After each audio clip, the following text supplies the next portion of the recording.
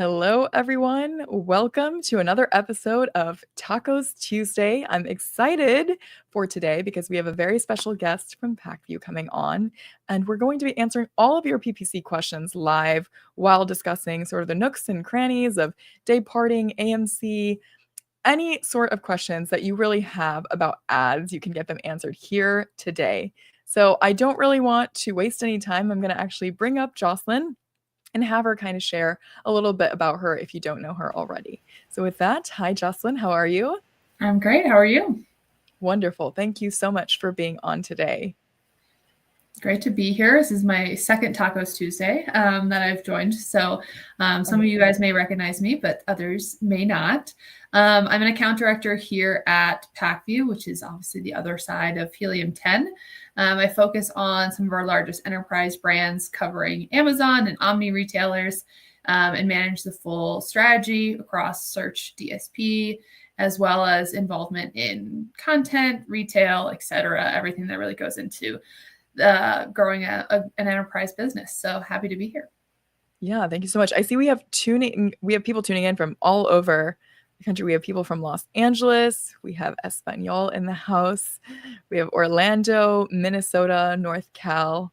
Thank you guys for being here as well. So while we're kind of waiting for people to file in, I'll definitely ask questions. But guys, if you are watching, make sure you drop all of your questions in the chat. I know it's Q4 season, and that means a lot of things are changing. You guys are trying to optimize, or maybe you're launching something new. Well, if you have questions about those campaigns, then this is a really good time to ask them. So I guess we'll just kind of start off with talking a little bit about Q4, then maybe we can jump into some of those newer announcements from Accelerate or anything that you want to kind of dive into. So with Q4 being here, are there any sort of high level tips that you would want to make sure that our viewership really knows about? Yeah, I mean, I think we've been in Q4 planning for a long time. Obviously, we had Prime Big Deal Days last month. And then, of course, we have Cyber 5 coming up next week. And so there's been a lot of planning going on. I would say the best advice I can give is to really identify the goals for each of the tentpoles. What are you trying to accomplish as far as a sales goal, a new customer acquisition goal, etc.? Really grounding your strategy in that first, and then of course expanding out to what the tactical implications are of all of that.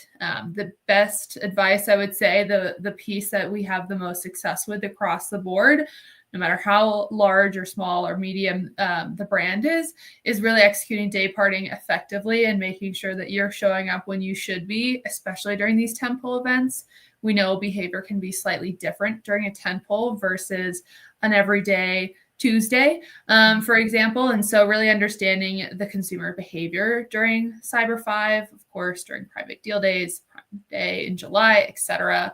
It does vary a little bit. And so taking a look at day parting now before we get into next week and making sure that you're accounting for that into your campaigns is definitely a big tip for any of the tentpoles, but especially heading into Q4 and a very important time frame for almost every brand out there. Yeah, definitely. And when would you recommend that somebody kind of starts to look into day parting? Like, let's say they've been around for a while outside of just the seasonal aspects of this season. Yeah, I think it's something that everyone can be adopting, as far as it's an easy way to make sure that you're reducing any wasted spend. We typically have ideas of how our consumers shop for our brand, but if we actually look at the data, it can be slightly different. And so really understanding where your consumers are shopping and when, as far as, we know health and wellness is usually in the morning, and then household is usually in the evening after work, but really making sure you use any kind of day parting optimization to really zone in on some of those levers and hourly, daily, etc. I think anyone can benefit from it. So if you are at the point where you have significant and sufficient data to make those decisions, I would definitely start implementing that even outside of Q4. Yeah, I see Justin says this is pre-recorded. It is not.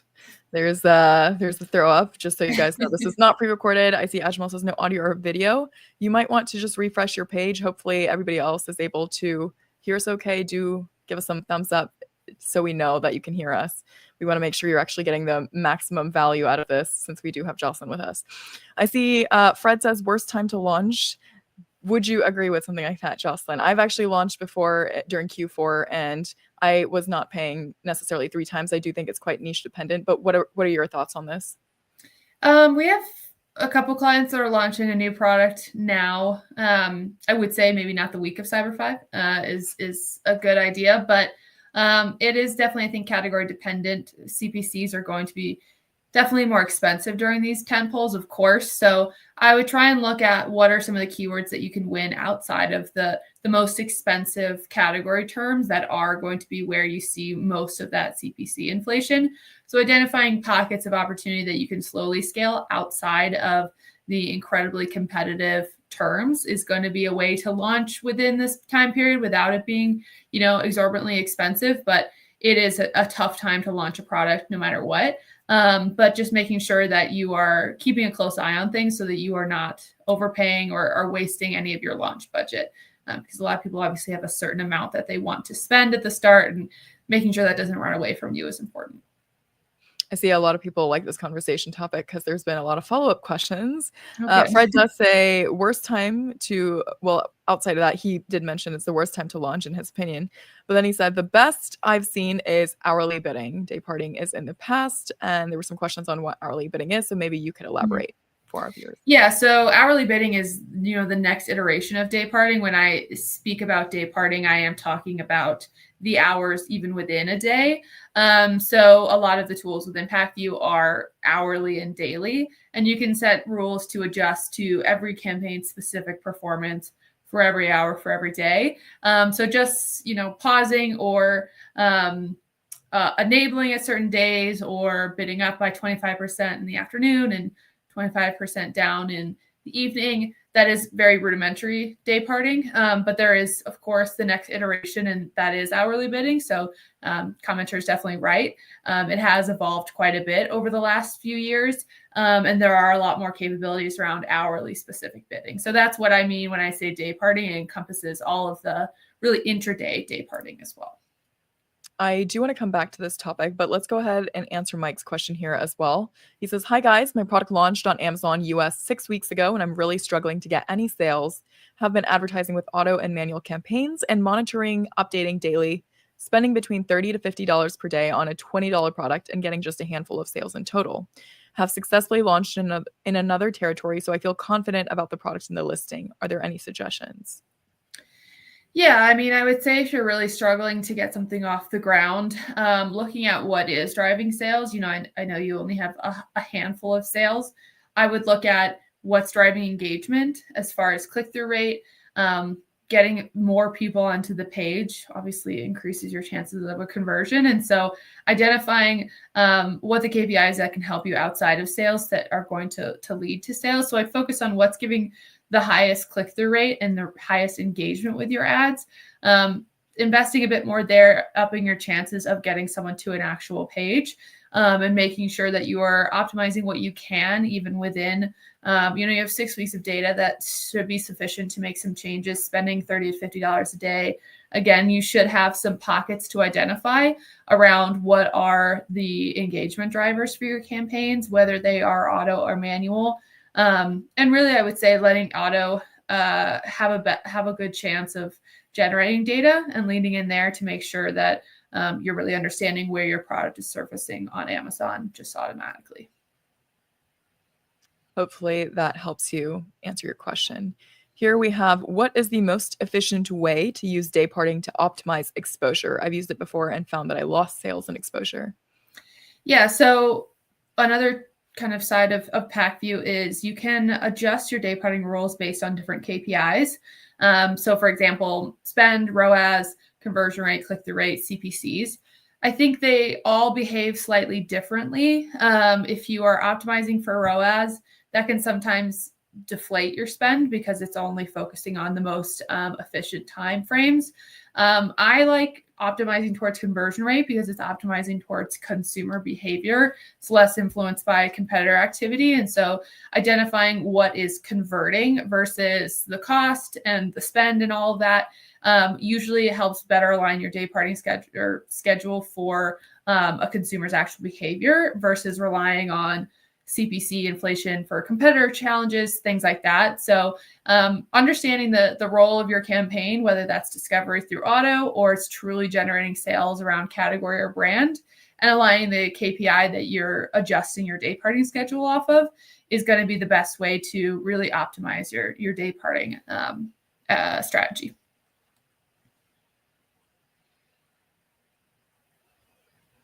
Oh, Shivali, I lost your audio. It's because I was muted for a second while you were talking in case you heard some background noise. But I was saying that we do have a question here that says, will Pacvue machine learning work now? I would love to know what feature specifically you're talking about. There's a lot of pieces within Pacvue that we're trying to, incorporate AI into. And really like what those objectives are going to differ, whether that's Copilot or bid management, things like that. So I'd love to understand what that feature is specifically. But there's a lot that we're weaving in, of course, across the entire platform.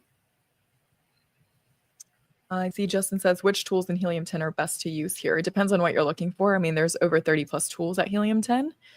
And so depending on where you are in your Amazon selling journey, that answer is going to vary a bit. Okay, we have Scott here that says, launching my first product in a few weeks, early December. What's the best strategy campaign setup-wise? Should I start with auto campaigns, then transition over to manual? Can I spend around $100 a day? This is a $25 or $30 product. Yeah, I would say any launch strategy, I would start with using Helium 10 to really understand the keywords in your category first. Auto campaigns are a good tool to understand where Amazon thinks your product should be surfacing. So utilizing those to get some learnings around what is actually doing well as far as keywords for your specific product. And then also launching a couple manual campaigns around keywords that you think you have the best chance of winning. I would steer at first launch away from some of those very, very high level category terms. Toothpaste, for example, is going to be very competitive. It's going to be very hard to break into that space. So looking more at some of the longer tail keywords and using some of the auto campaign data that you get from the launch is going to kind of ease the ramp up for a new product. Especially with $100 a day, you should be able to get a decent amount of data to start making decisions off of in a few weeks.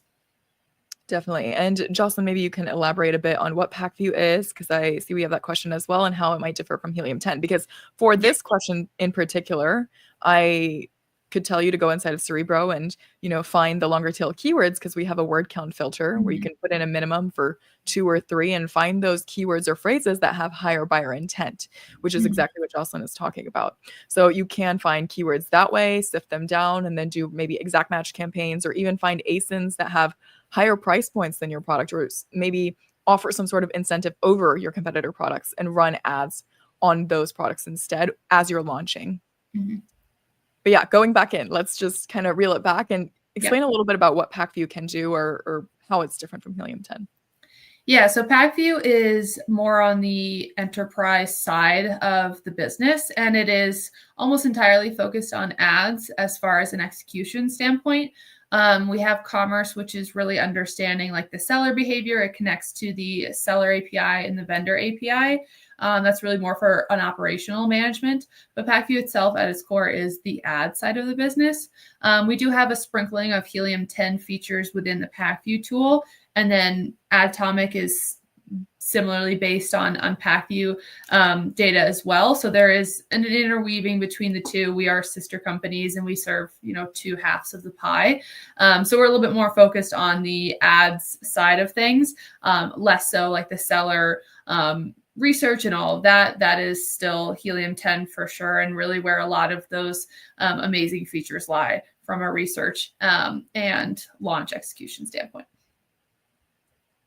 So continuing on the ad questions, because obviously that is something that Pacvue does really, really well. We have Michael McKenzie asking, hi, I always get confused on when to use negative exact and negative phrase and auto exact phrase in broad campaigns. Can you please assist?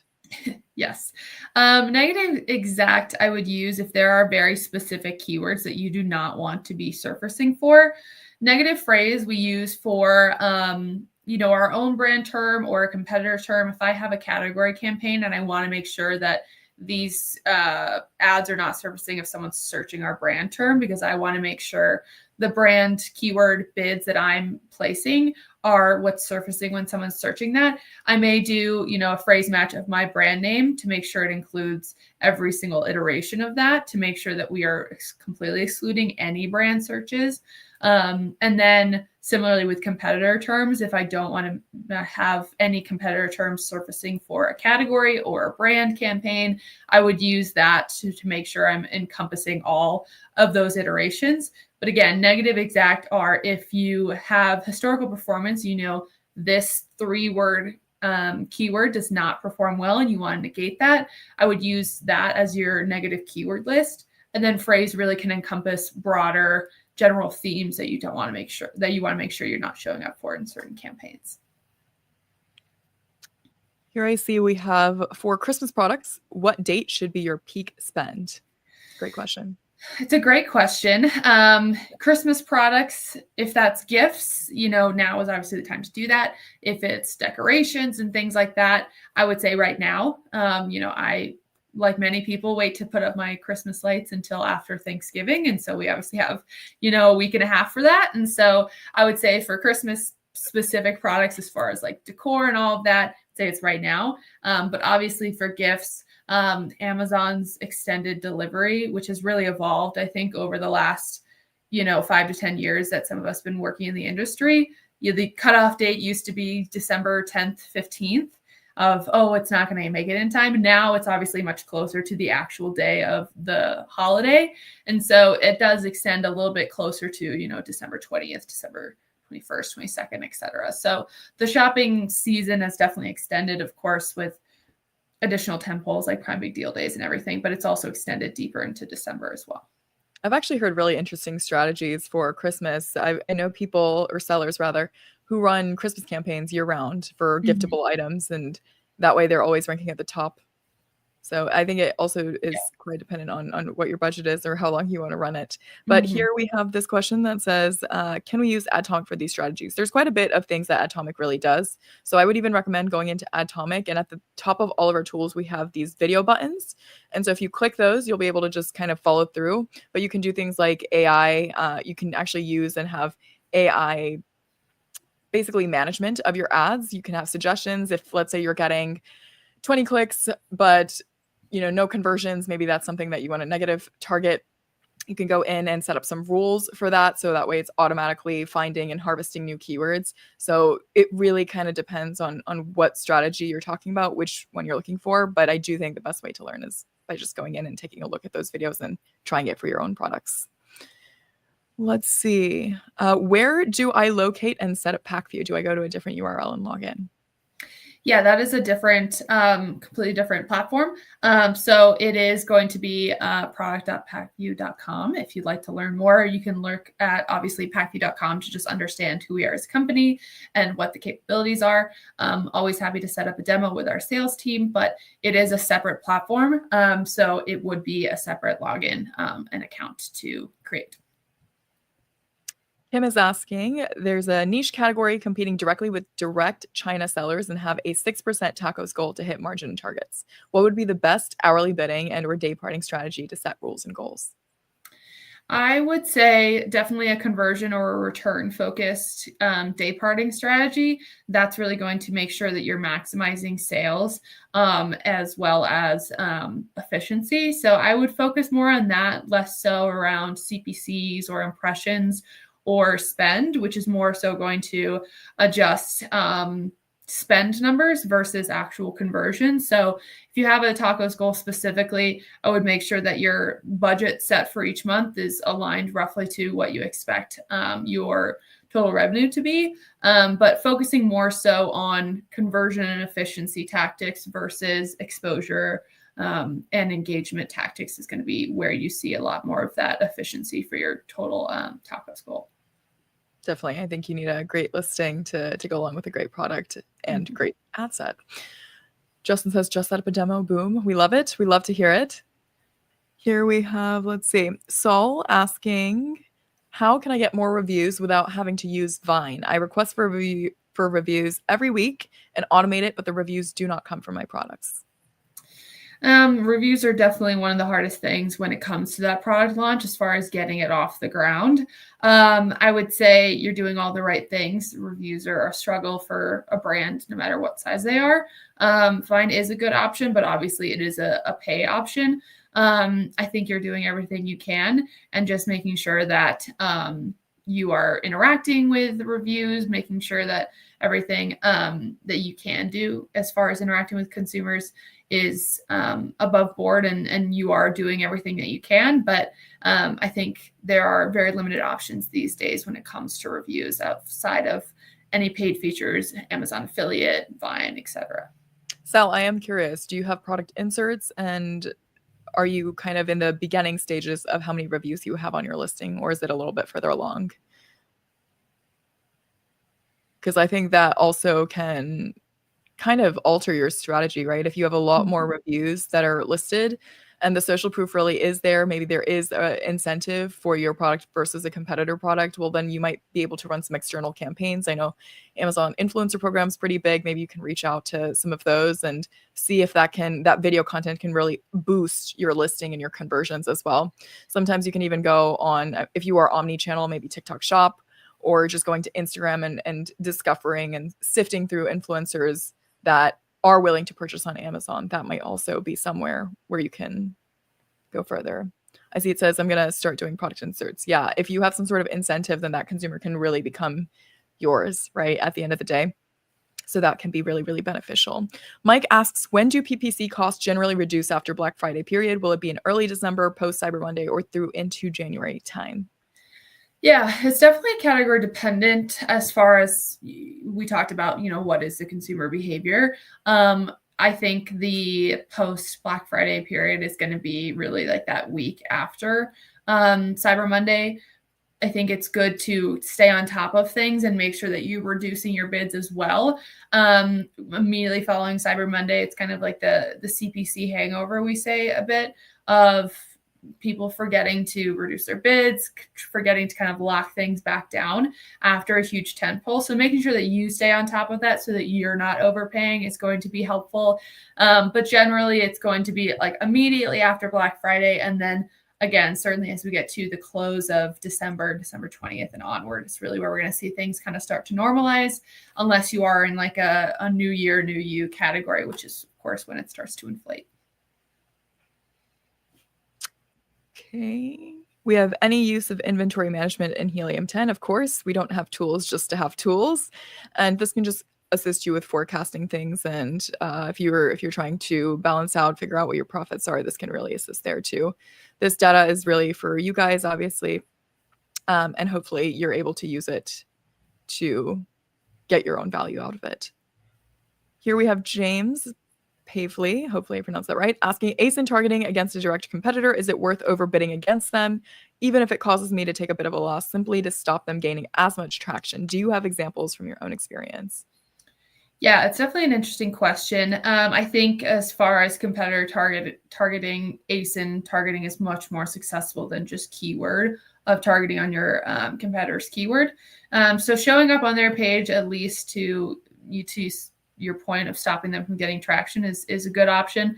I would look at ASIN specifically that your option is either cheaper or has better reviews or is better price, etc., to make sure that you have a good chance of winning.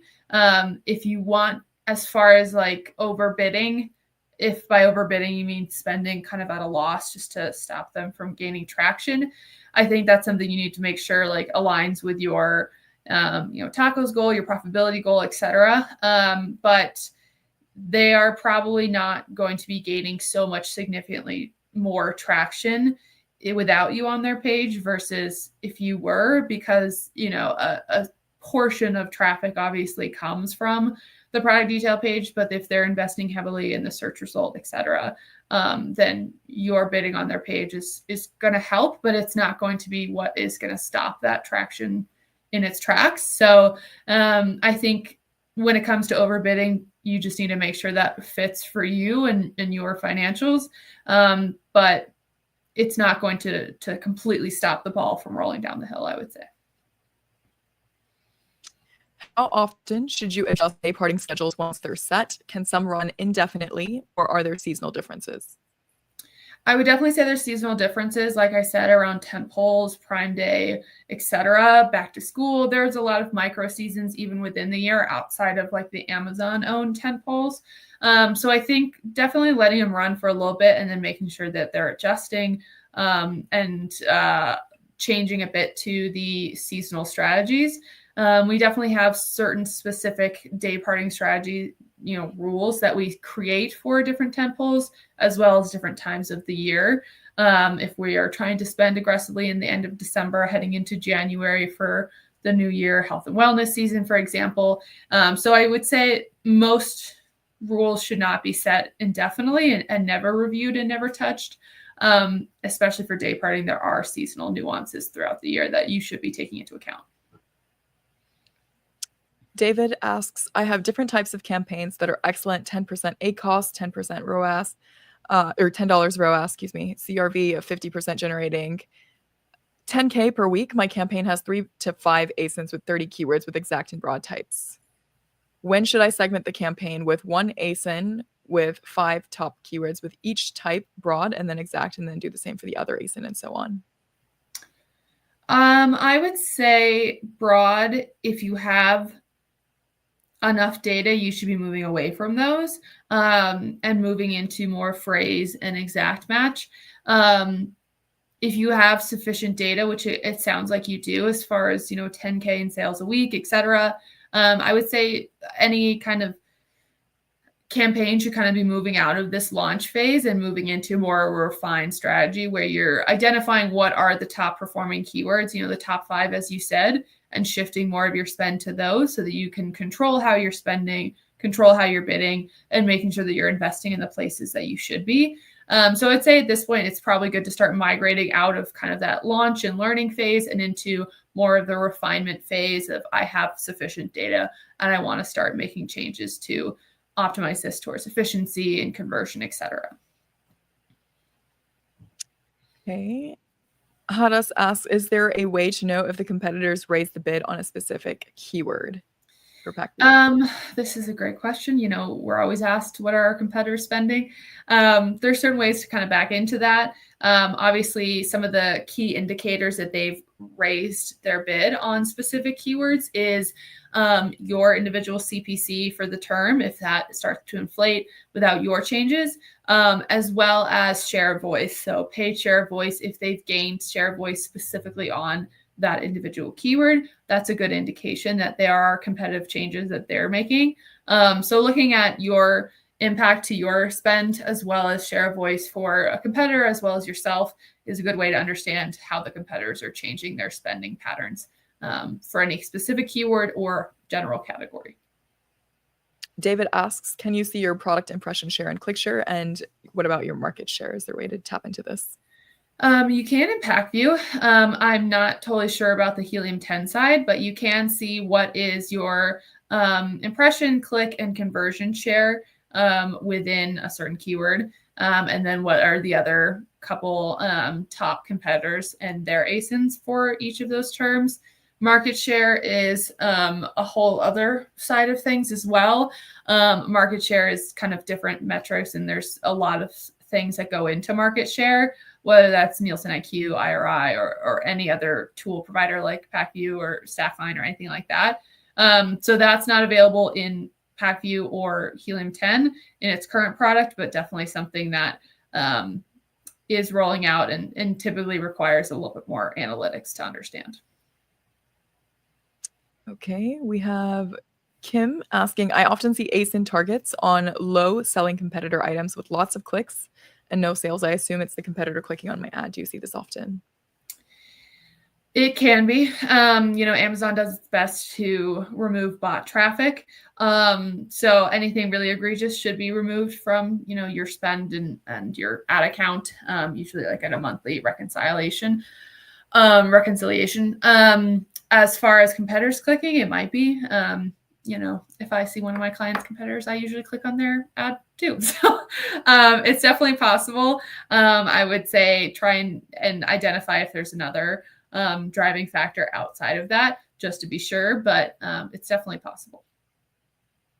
I'm in a category where there's lots of window shopping as it's a visual and therefore very subjective product. And these window shoppers are costing me. Long tail keywords have low traffic, and the keywords with higher search volume are both expensive and saturated by my competitors. Are there any suggestions of other strategies to consider?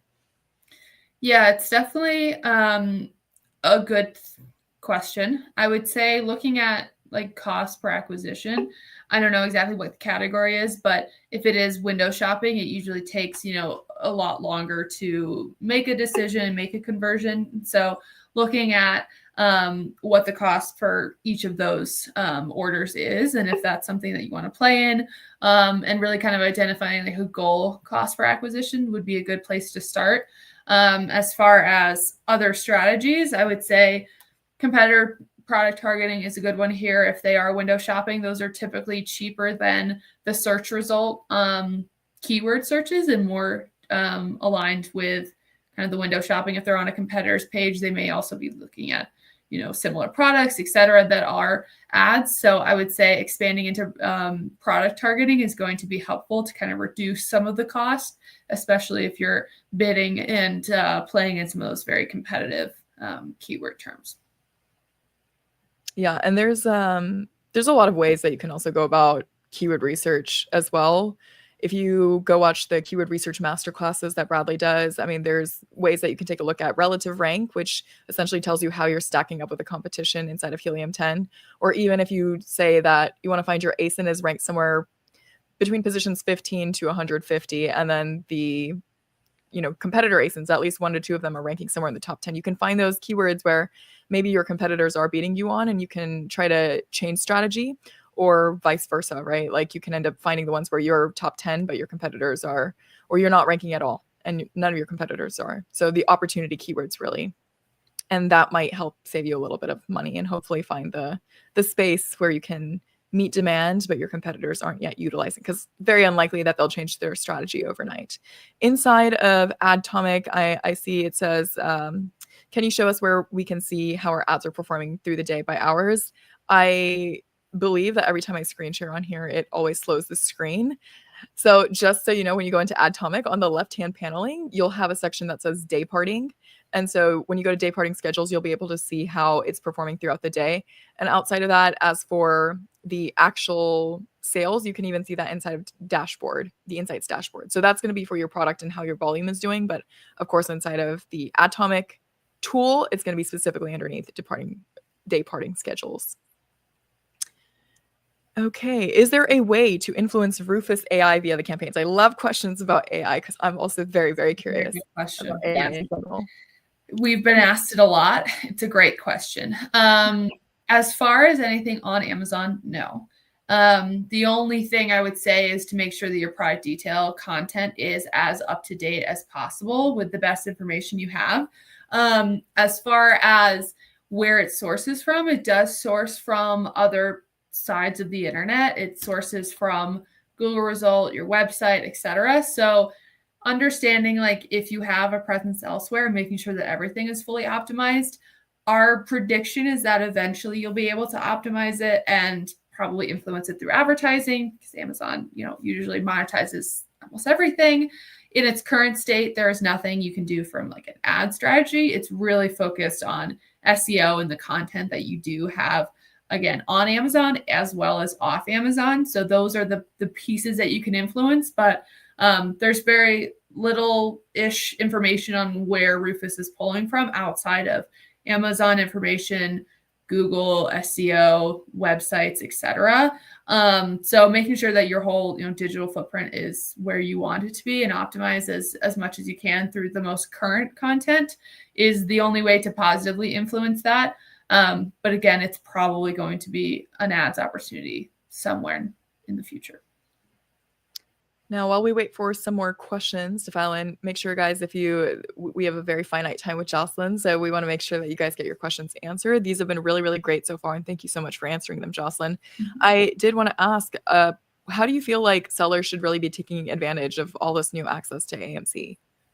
Yeah, I think it's been a great development. Obviously, when AMC first rolled out, it was very exclusive to someone that had SQL data, someone that had the time and the resources to activate it. And so it has definitely been democratized a lot more, especially for sellers that do not run DSP. So AMC for search, there's a lot to take advantage of as far as what are some of your new to brand ASINs to look for. What are the best paths to conversion as far as a combination of sponsored brand and sponsored product, et cetera. And then there's, of course, the AMC audiences for search, which has been a very hot topic and a big topic of discussion as far as how do we execute it.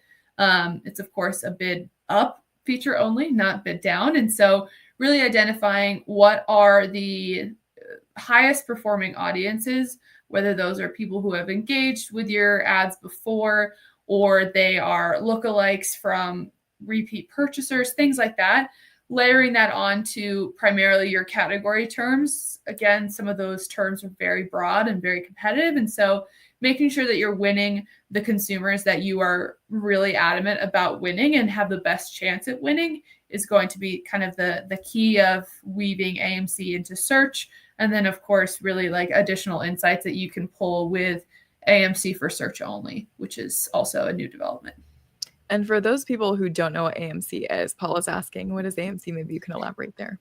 AMC stands for Amazon Marketing Cloud. It's a data clean room that allows you to pull in multiple data points. It's a fancy way of saying it basically Amazon's analytic platform. It allows you to get a deeper understanding beyond just, return, click-through rate, et cetera, more so behavioral insights and consumer path insights. So it's been very helpful to understand what is, the optimal investment across different ad types, as well as who are the audiences that are really successful and have converted really well. And so it is, again, really just kind of the data extension of Amazon that other retailers do not have. I would say probably more retailers are going to eventually move to that model. But it is really quite a differentiator for Amazon to have access to all this extra data. Our campaigns are well optimized, like mentioned above. Our ROAS are $10 to $20. ACoS is 5 to 20%. I'd like to increase and dominate my market share. What should I do? Well, if you want to dominate, it's obviously more aggressive spending, more aggressive bidding. If you already have, this $10 to $20 return, understanding what is a range that you're comfortable with in order to capitalize on more market share is going to be where you're able to start taking away some of that from competitors. So really understanding what is the budget that you have and how low or the range of return that you're looking to get in order to gain share, understanding what those parameters are, and then going forth and executing. But it's going to be more aggressive and more aggressive spending and more aggressive bidding. Kim asks, can you set hourly bidding within Amazon, or does it require an outside tool? There have been some automated optimizations within the UI. More robust hourly bidding is going to be through an outside tool. But I do think there's some Amazon UI features that are optimizing. There's less control over what the metric is and all of that. But there is some day parting hourly bidding available within Amazon if you're looking to start there versus, sourcing an extra tool for sure. Okay. Do you have any success stories with sponsored TV ads? Sponsored TV ads are difficult. I don't think many people have had success with them. If you have the budget to run TV, you're usually running it through streaming TV or online video. And so it's an ad type that I don't think has very much adoption. So I don't have any success stories for streaming sponsored TV specifically because there are very few people that really activate it because it kind of lives in this middle ground. I would say video is definitely like the ad type of the future, of course. It's the topic of every single, kind of conversation as far as moving into more of like a branding strategy with the inclusion of TV. Prime Video is more expensive, but it is definitely closer to the point of conversion. So as far as like the return on investment, Prime Video definitely has a much higher one than streaming TV on, Hulu and NBC, etc. So there are definitely pockets to explore with TV and video to add into your strategy, but I don't have any personal sponsored TV success to speak of because it's kind of lives in this middle ground across most brands. No worries at all. DM asks, atomic day parting is applied at the campaign or ad group level. That's the campaign level. And can we dynamically update budget at the Amazon ad account level? They have a setting for SP budget cap. So I don't believe you can adjust the budget for the entire account, but you can obviously go in and manage the individual campaign budgets using the rule-based automations inside of Atomic. So perhaps that can assist you there. Let's see. So let's say that we have somebody who is kind of optimizing last minute. Hopefully you guys have all already optimized for Q4, but do you have any sort of like top tip that you think people can go in and do right now that they might not be aware of? What would be helpful? Top tips to go do right now. I would say creating any kind of, if you don't have an optimization rule set up for anything, that would be the easiest thing to get off the ground, along with the day parting, like I mentioned. I would say, again, aligning to what the goals and objectives are and making sure that your campaigns are reflective of that, making sure that if you are participating in T12, which starts in a couple days, you're ready for that. Your campaign budgets are open, your bids are changed, making sure that you are ready to take on the extra traffic or make sure that you're refraining from taking on too much traffic, etc. But making sure that you have a plan of action of day of whenever your tentpole really starts for you is going to be important as far as the planning and execution to make sure everything goes smoothly. Great answer. We have, do you do a gold pan targeting campaign? Any tips? I do not know what gold pan is, so I'm not sure either, actually. James, perhaps you could tell us what gold pan targeting campaign is. In the meantime, have you seen more efficiency through a certain kind of ad type?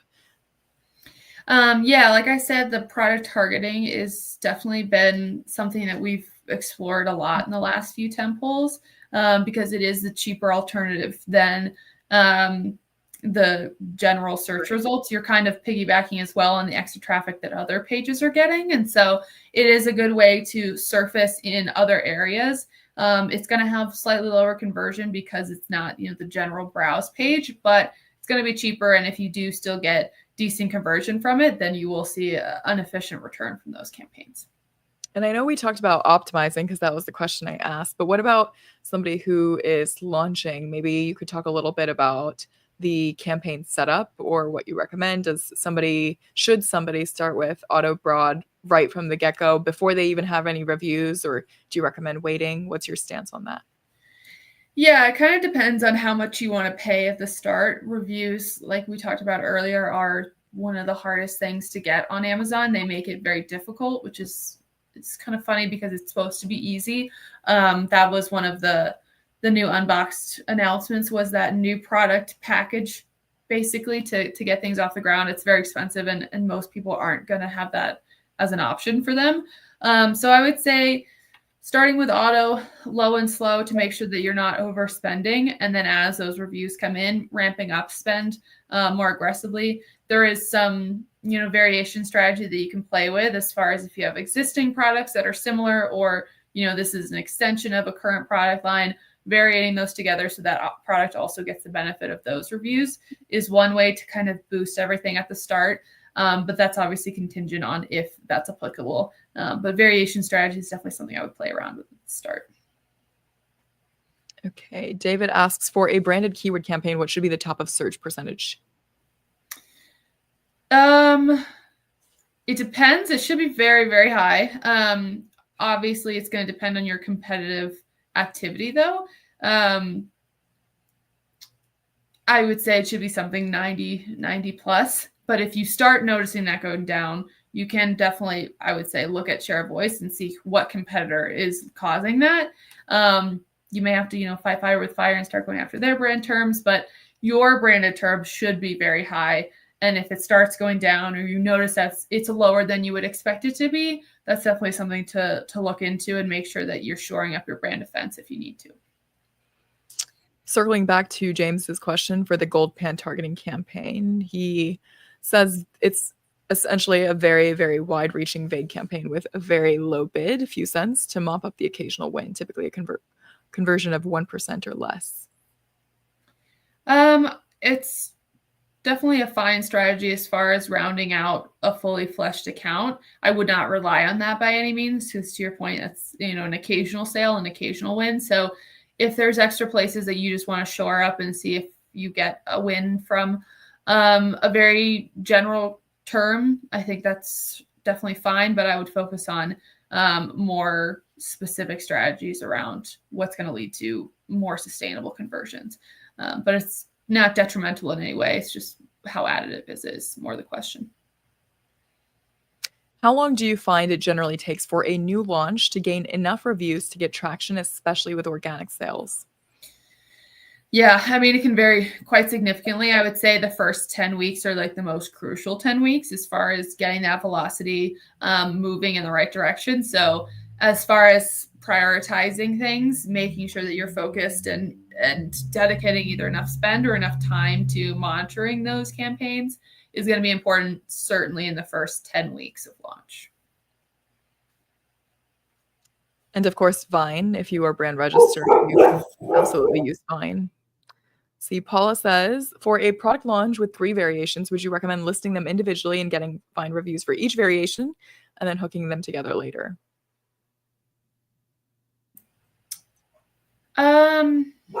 If they're all the same product, I would say take your best performing one that you anticipate, whether that's like a variety pack and it's different flavors, or if it's the color variation that you expect to be the best performing. I would submit that one through Vine and then variate the other 2 together. And so again, all of those products are getting the benefit from that one ASIN's Vine reviews. But it depends on how much budget you have to dedicate to a Vine program. If you are looking for what is the cheapest path forward, I would say submitting one through Vine and then varying the other 2 to get the boost from all the others. Yeah, and if all of them are, across the board good, that I've definitely heard sellers do that as well. Mm-hmm. Okay, so I know we're kind of coming up here on time. I'll just give it a couple more minutes if you guys have a few more questions. Otherwise, we can close out the session. Just, I guess, a good 50 seconds and see. I believe your dog is also quite excited for you to get off the call. Love it. What kind of dog do you have? He is a very defensive Labradoodle. So he's a very defensive. Defending the homestead, apparently. He's like, you've been on the phone for too long. 4 o'clock. He's like, wrap it up, Mom. We're done. We're done working. Where are you tuning in from? You said 4 o'clock. So I am in Denver. It's not 4 o'clock yet. Every day at 4 o'clock he comes against me. I was ahead because I'm on the East Coast. But yeah. It does look like we haven't had any more questions file in. But thank you so much, Jocelyn, today for being here. I know you've added a lot of value and you've contributed immensely to all these questions that are being asked. So we appreciate your time. And those of you that tuned in, thanks for being here. We look forward to seeing you on the next TACoS Tuesday. Thanks, guys.